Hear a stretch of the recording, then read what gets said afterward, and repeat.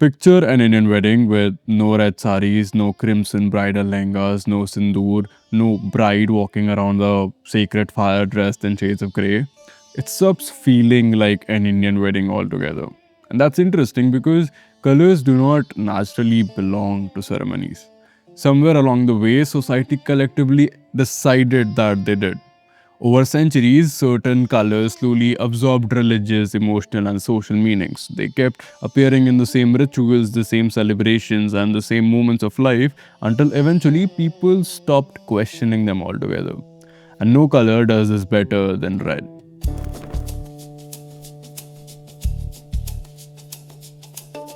Today, red feels so deeply connected to Indian weddings that it almost seems like it was made for them. And that association was never created overnight, nor was it decided by one king or one religious authority.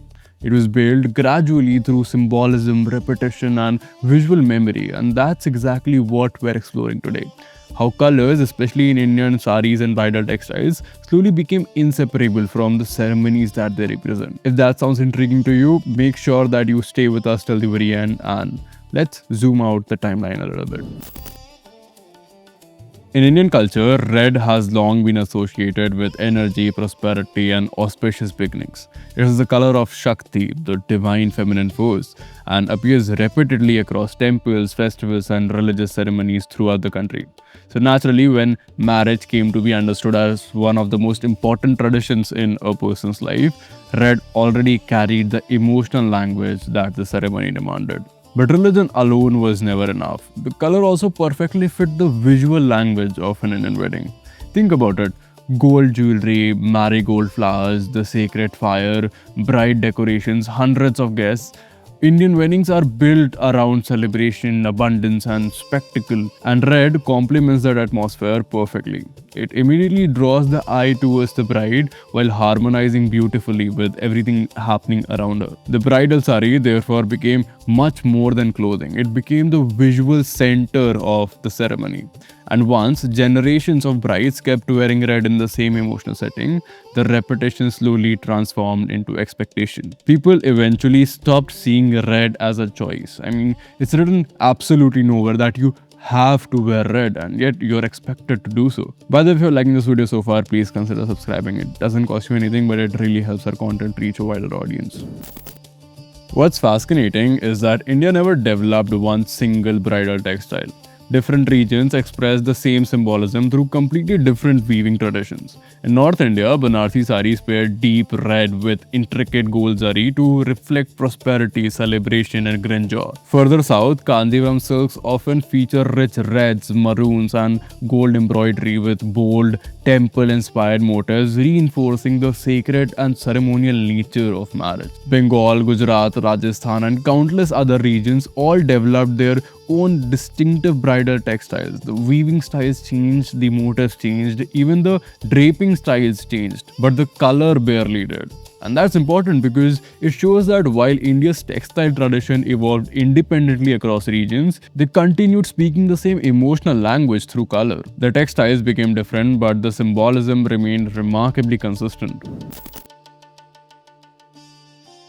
If religion gave red its meaning, cinema gave it scale. Bollywood didn't invent red bridal sari, it standardized it.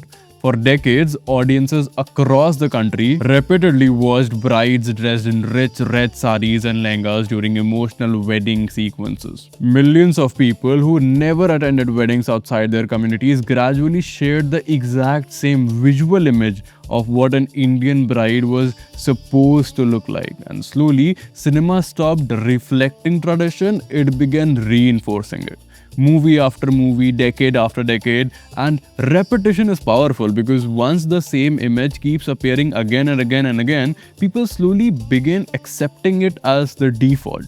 And social media has only accelerated this process. Scroll through Pinterest wedding boards, Instagram bridal shoots, wedding photographer profiles, influencer content, and if you've even spent 5 minutes scrolling through wedding content online, you'll notice the exact same visual language repeating itself. Deep reds, gold embroidery, warm lighting, traditional jewelry. Ironically, a technology built around constantly changing trends continues reinforcing one of India's oldest visual traditions. Before we move forward, I just want to mention that we recently started a WhatsApp community for Sutanshtu. If you've ever wanted to share your thoughts on our videos, suggest topics, or give us feedback directly, that's probably the best place to do it. We're working on some really exciting things behind the scenes and we'd genuinely love to build them together with you.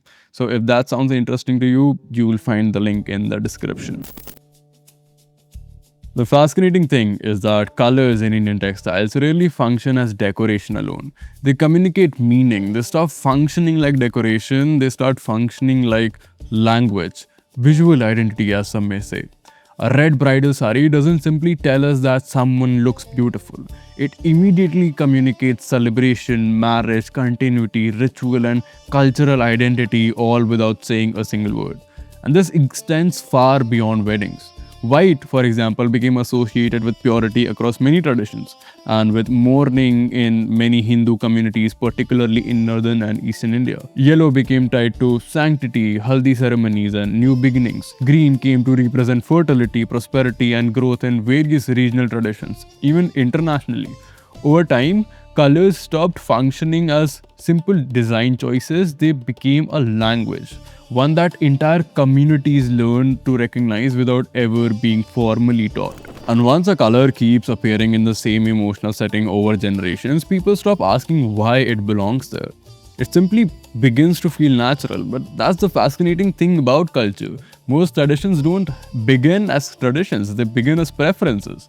A color feels appropriate, people keep choosing it, their children inherit that choice, and somewhere along the way, nobody remembers that it was ever a choice to begin with. And perhaps that's how almost every tradition started. Nobody wakes up one morning and decides what an entire civilization should wear. Culture doesn't usually work through instructions, it works through repetition.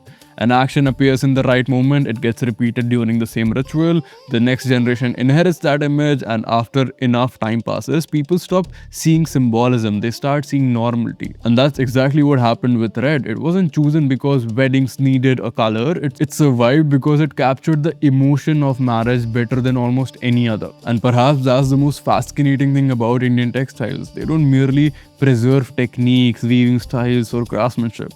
They preserve the way an entire civilization chose to express joy, love, devotion, prosperity, grief through color alone. Long before someone speaks a single word, the textile has already told you what the moment means. And that's why even today, when we picture an Indian wedding, we picture it in red.